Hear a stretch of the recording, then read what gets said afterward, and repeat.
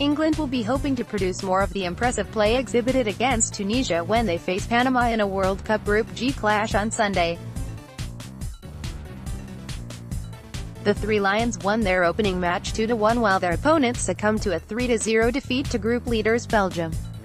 Here are a few talking points ahead of the encounter.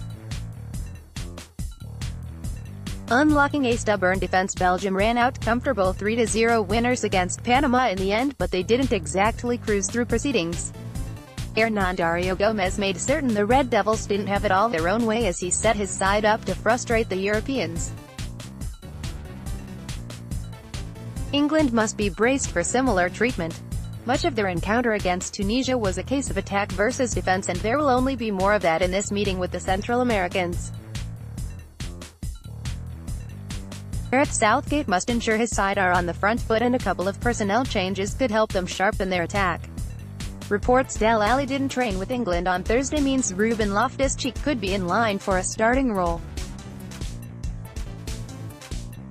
Alli had a couple of good moments against Tunisia and can be lethal in front of goal, but Loftus-Cheek is considered the more creative presence in midfield. England's crisp passing was a feature of the opening half-hour against the Tunisians, and they will need to move the ball quickly again to unlock what promises to be a stubborn defense. As such, the Chelsea midfielder, who enjoyed a decent loan spell at Crystal Palace this past season, could be key given his range of passing. Meanwhile, Raheem Sterling proved to be a disappointment in England's opener, and affording Marcus Rashford a chance up front instead could pay dividends. Belgium were guilty of wasting numbers behind the ball when in possession against Panama. Their centre-backs didn't step up enough, and the wing-backs should have been further up the pitch. England must not succumb to the same pitfalls, though the way their back three in particular carried the ball forward against Tunisia bodes well for them. Southgate may give Loftus-Cheek a start. Panama bring the pain given England's display early on in their opener. Panama will be wary of allowing the Three Lions time and space to find their rhythm. They certainly aren't shy of a challenge, so Southgate's side can expect a few tackles flying in. Panama's feisty approach is probably the most dangerous weapon in their arsenal.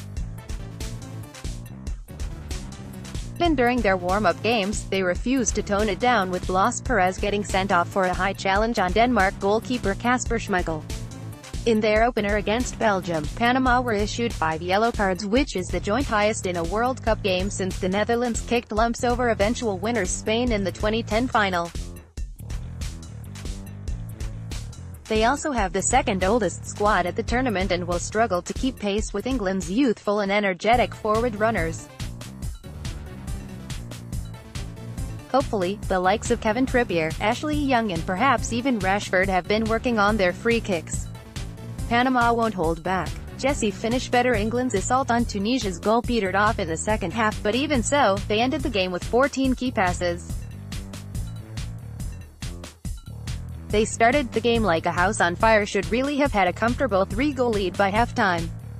However, they were guilty of missing some glorious opportunities, and Jesse Lingard was a repeat offender. The Manchester United midfielder showed great movement and endeavour to get into promising positions, but failed to make the most of the chances which came his way, hitting the woodwork on one occasion as well. In contrast, Harry Kane put away both of the chances that fell to him with aplomb. While the skipper was always expected to shoulder the bulk of the goal-scoring responsibility, some of the other players need to step up. Every chance missed against Panama will only breed belief among the opposition's defense that they can be kept at bay. England must be more clinical.